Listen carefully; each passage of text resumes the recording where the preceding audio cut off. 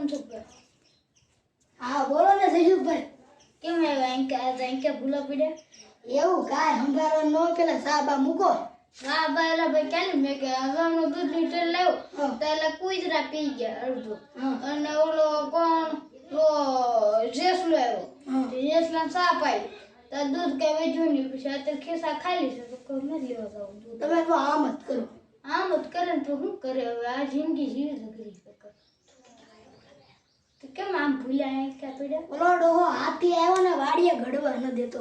તો તમે બી ગયા તેમ કેવા? બીવ ની હું ગોઈથી બીવ ની. હા તો આવો સહી. આ તો હારું બીજું તો હું કરી જરો હાથી